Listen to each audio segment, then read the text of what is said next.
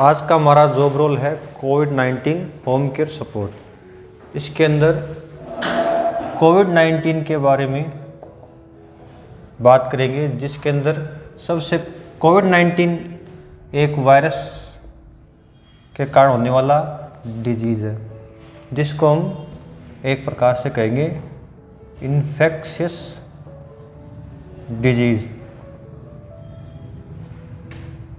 इस डिजीज़ में क्या होता है, कोई भी आउटर एलिमेंट जैसे आउटर एलिमेंट या foreign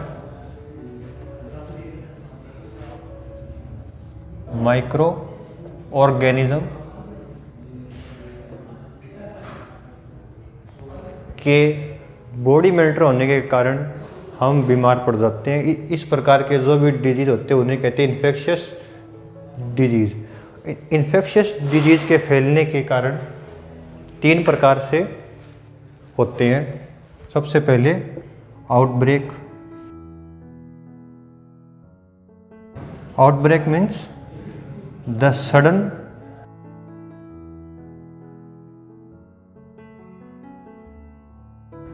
breaking out of disease और इन्फेक्शन। यदि किसी भी डिजीज या इन्फेक्शन का अचानक ही फैलाव होता है जनसमूह के अंदर, उसको हम कहेंगे आउटब्रेक। यदि there is only one case, okay, only one case is enough to be categorized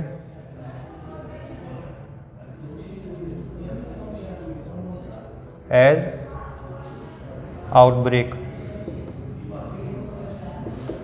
यदि इन्फेक्शियस डिजीज का एक भी मरीज मिलता है तो हम उसको आउटब्रेक मान लेते हैं, क्योंकि यह फैलता ही जाता है। और इसका दूसरी वोकैबुलरी होगी epidemic.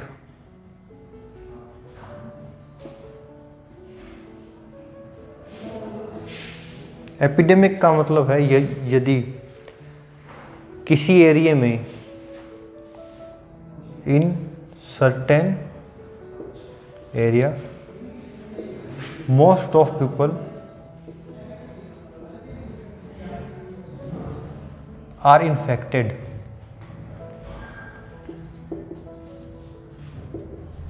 from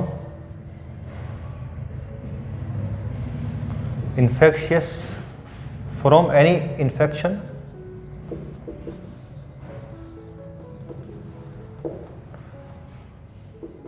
it can be say as epidemic। पूरे विश्व के अंदर अलग अलग देशों में एपिडेमिक हर साल होते रहते हैं। In every year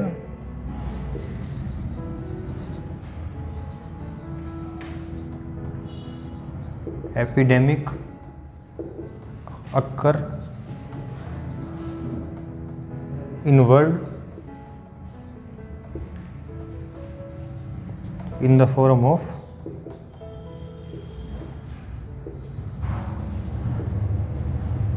flu. ठीक है। और इसके अलावा एक होता है पेंडेमिक।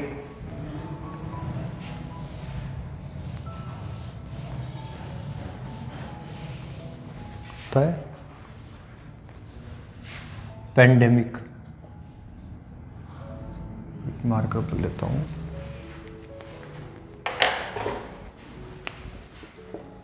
एक होता है, इसके अलावा एक होता है पेंडेमिक। पेंडेमिक है एपिडेमिक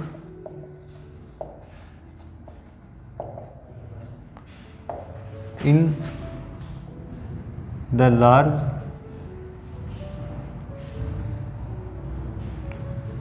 ज्योग्राफिकल एरिया और होल ग्लोब।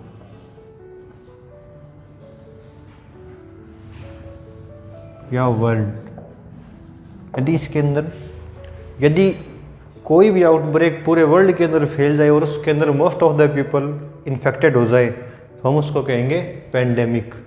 जैसे कोविड-19 इज ए पेंडेमिक। अब हम बात करते हैं the reason of outbreaks, epidemic और पेंडेमिक। तो इसके ऊपर अभी हम चलते हैं।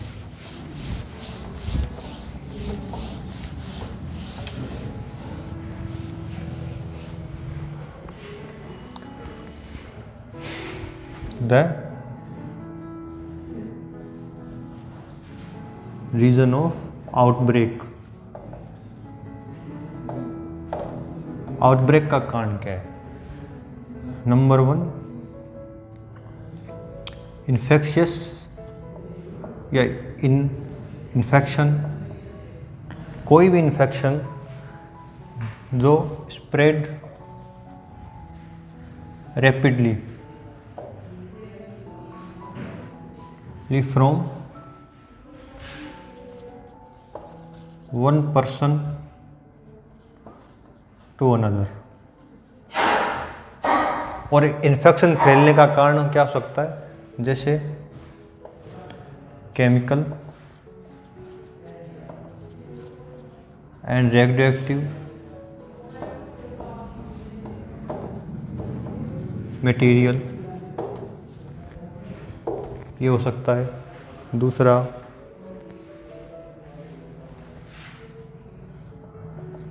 फूड भी हो सकता है। तीसरा, किसी प्रकार का वायरस या बैक्टीरिया भी हो सकता है। ये कारण इन्फेक्शन फैलने के, आउटब्रेक होने के। ठीक है, अब हम बात करते हैं कि कब कब हुआ था ये। अब हम बात करते हैं एपिडेमिक के बारे में। अब हम बात करते हैं एपिडेमिक के बारे में। चलो करते हैं। एपिडेमिक कब कब हुआ?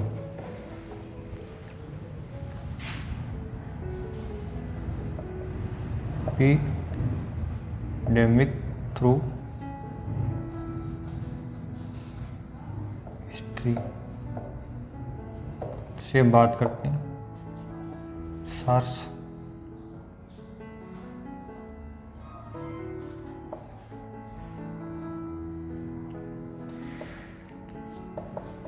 मार्स, इबोला, ये इन सिंड्रोम्स ने एपिडेमिक को बहुत ज़्यादा फैलाया था, पर जस्ट हिस्ट्री के अंदर ही, ज़्यादा नहीं जाएंगे। करते हैं सेवरर एक्यूट रेस्पिरेटरी सिंड्रोम। सेवरर एक्यूट यानी बहुत गंभीर रूप से श्वास लेने में जो बीमारी होती है, गंभीर बीमारी हो, उसे कहते हैं सेवरर एक्यूट रेस्पिरेटरी सिंड्रोम। और मिडल ईस्ट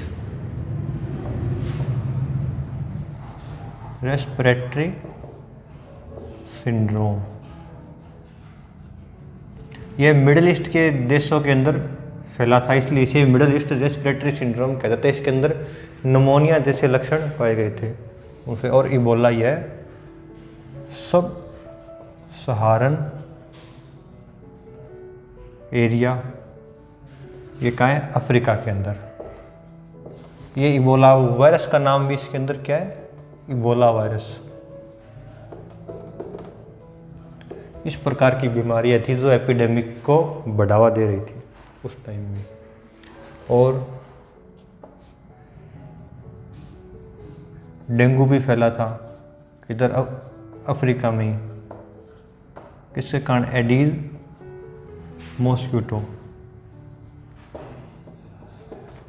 ठीक।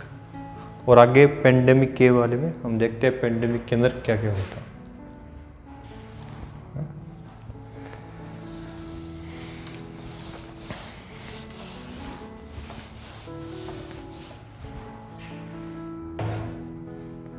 पेंडेमिक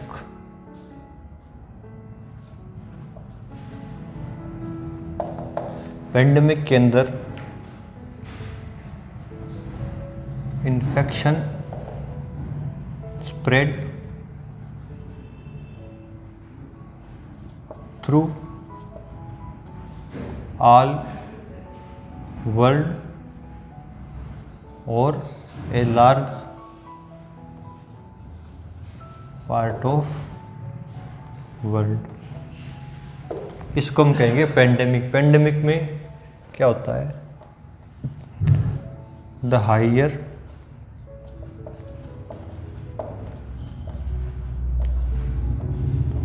नंबर ऑफ डेथ्स, दूसरा लो इम्यूनिटी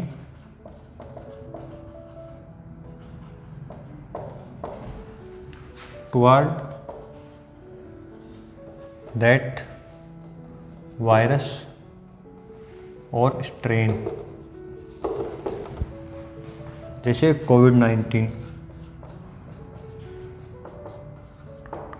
यानी कोरोना वायरस डिजीज।